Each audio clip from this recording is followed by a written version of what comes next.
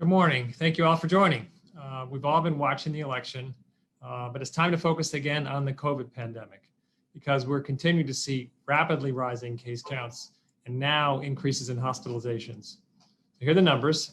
Since this time yesterday, we have identified 742 new cases of the coronavirus infection in Philadelphia resident by the PCR test, the main test we've been using over the months, bringing us to a total of 47,675 people with positive tests since the beginning of the epidemic.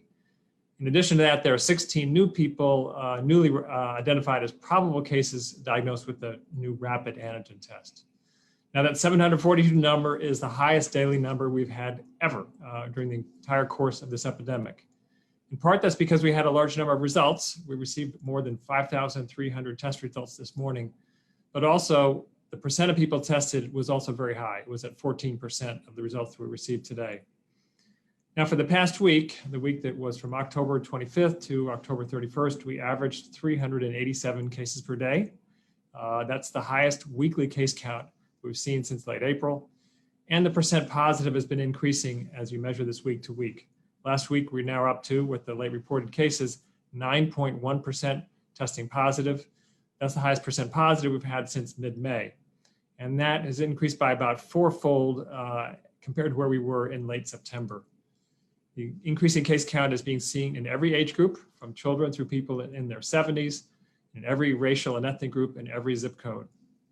Now that's what's happening here in Philadelphia. Elsewhere, we're also hitting all-time daily high case counts in Pennsylvania and in the United States as a whole. The United States as a whole is reporting more than 120,000 cases in the last day. Back here in Philadelphia, in schools, we're continuing to see isolated cases in students and in staff. With the number of cases we're seeing in the community, that's not a surprise.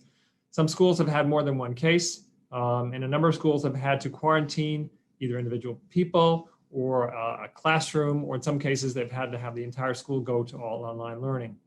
So far, we know of 3 schools where our investigation suggests that the spread occurred within the school, which is not what we want to see. However, that's 3 schools out of the approximately 95 that we think are doing in-school education, and that includes parochial schools and charter schools and independent schools.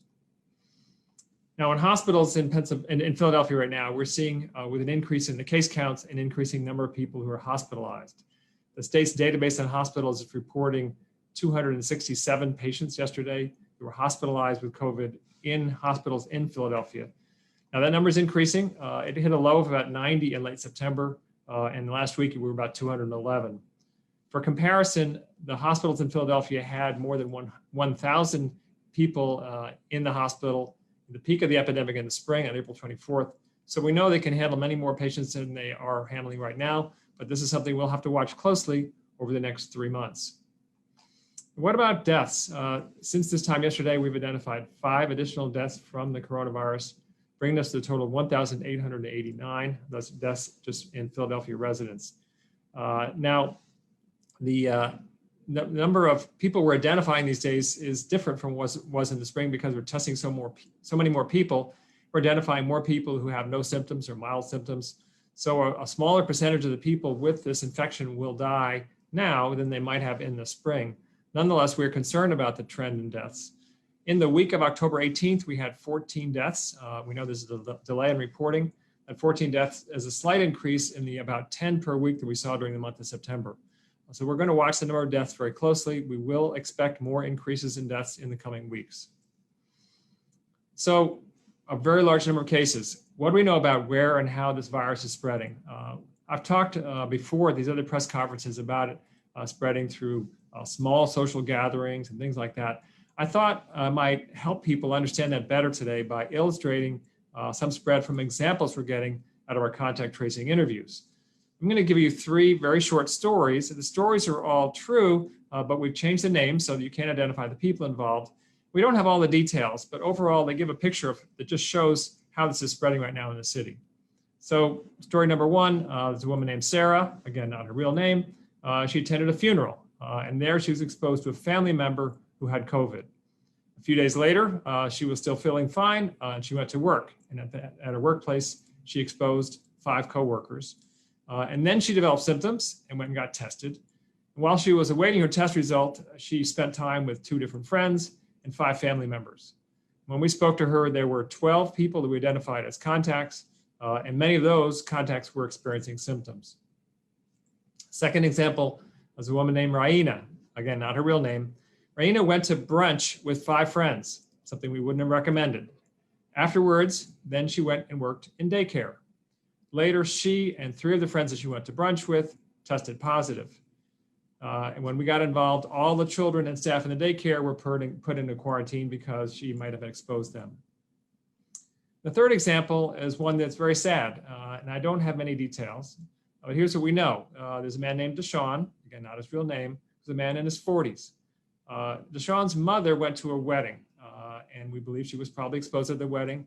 Afterwards, her mother developed symptoms. Subsequently, Deshaun developed the infection, and Deshaun died 2 weeks later. So those are just some examples, and you get the general picture. The virus is spreading in households, in family gatherings, and social gatherings, maybe in workplaces, and maybe in restaurants. And the risk is definitely increasing now with the colder weather and the drier air, and people spending more time indoors. This virus now appears to be following the pattern of other respiratory viruses like influenza, where it rises through the fall and peaks in January and February. So we do anticipate further rapid increases in the case count from these viruses. So make no mistake about it, this is a very dangerous period. This is possibly the worst period of the entire epidemic.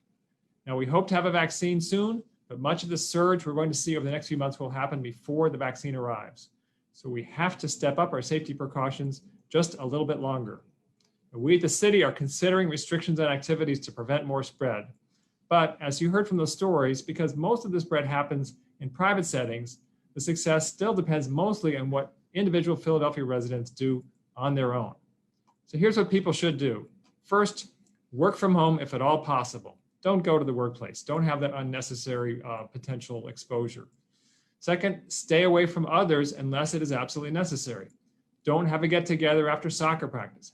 Don't go join friends to watch football on TV. Don't go to brunch with your friends. Don't have baby showers. Stay at home as much as you can.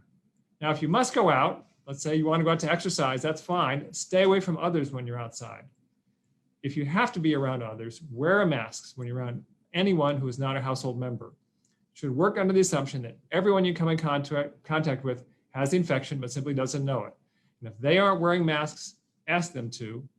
And then you should work on the assumption that you have the infection and don't know it. So wear your mask to protect others. Now, I want to reiterate, the holidays are coming up.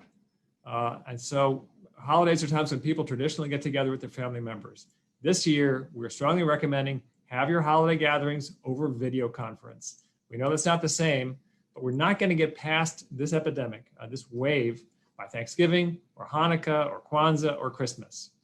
Family gatherings right now are simply very dangerous. Family gatherings around a meal in particular. And then finally, let's just talk about masks. Everyone needs to wear masks. Our observations find that 75% of people leaving retail stores in Philadelphia are wearing a mask. That means most people are doing the right thing, but it's not enough. We want to have at least 95% of people wearing masks. So we're asking business owners now in retail stores to tell their customers that they must wear a mask.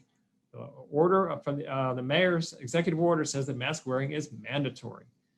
And then to individual Philadelphia residents, if you are part of that 25% not wearing a mask, you are putting yourself and others and your community at risk. So wear a mask. My final messages are wear a mask, and wear a mask. If you want to find out more about all of what we talked about, they're at www.phila.gov/COVID. Thank you very much, Dr. Farley. We'll now move to the Q&A portion for members of the media. Reporters are asked to limit their questions to 3 or fewer. We'll do a second round of questions if time permits. Please try to keep your questions focused on the topic at hand. For those logged in today, please use the raise your hand feature. It can be found under the participants list. We also ask that you use video to ask your question if you're able. We will now unmute any reporters with questions. All right.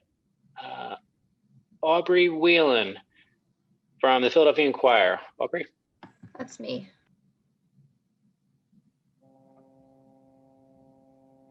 It looks like you muted yourself. Let's try that again. Sorry.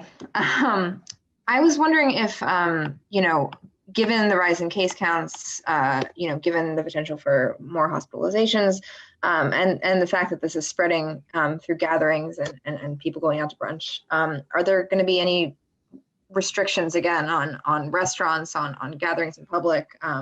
What's the next step here is to limit the spread from a governmental perspective, not just a personal perspective? Right. We're certainly looking at a range of options on restrictions that we might want to put in place to try to see if we can slow this virus down. Everything is on the table right now. We don't have anything to announce today.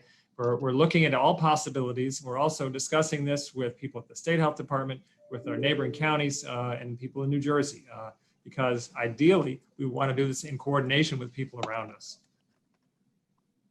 Thank you. Kennedy Rose from the Philadelphia Business Journal. You have the floor. Hi, Dr. Farley. I was wondering if you have any concerns about any upcoming holiday markets and other sort of touristy holiday-themed events, or really just any events that will inevitably draw crowds to the city and in close spaces. I do have concerns about any sort of public gatherings, any sort of gatherings, period. Indoors, especially, but even outdoors, I have concerns about that. People need to be staying away from other people. Okay. And with the restrictions, if you were to announce them, I guess my question would be, what would be the first thing to go? What would be the first thing to go? I can't say what that is. Again, this is there's a lot of discussions we need to undertake, and not just within the city, but also with our neighboring counties, with the state health departments around us. So I can't say, but I can say that if people, particularly businesses, don't want to see a loss in business, the most important thing they can do is to follow the mask and safety restrictions now. If we can get some control over this through those sort of individual actions and voluntary actions, then we can have less restrictions on what people can do. Okay, and my last question is, with you calling on business owners to get people to wear masks, we're 8 months into this now, so I guess how are you going to change people's minds who have been so resistant to it since then? Well, all I can do is try to communicate through you about this risk. I'm hoping that the rising case numbers and rising number of people in the hospital and rising number of deaths will make people take notice. And if they don't, if we continue to have continued rises, again, then we'll look at restrictions. Okay, thanks very much. Kennedy. Next up, we have Martin Pratt from Philly Your Black News. Hi, Dr. Farley. Thank you for doing this. Couple questions. I don't know if you saw the last week, Yahoo News put up an article talking about ways you can still get COVID. And one of the main things that was brought out was in grocery stores or stores, people have stopped wiping off things they touch. Do you think that Philadelphians may need to reinvigorate their earnest in being able to be mindful of surfaces and places that they are touching, not just physically being in safe distancing themselves, but also as we go out into the city, being more mindful about what surfaces we're touching? Right. We think that the major way this virus spreads is really through the air with droplets or the very fine droplets. It's unclear how much spread is happening through surfaces. And so it is definitely possible you could get spread through surfaces. We just don't really know, but we don't think that's the major way that it's spreading. And so my prevention messages, as you've heard, really focus on the mask use and the respiratory prevention, because I want to focus people on the thing that matters the most. So yeah, they should be careful about touching surfaces. Yes, people should wash their hands, but if they can only do one thing, it's staying away from other people and wearing a mask. Will there be a renewed campaign, PR campaign about this?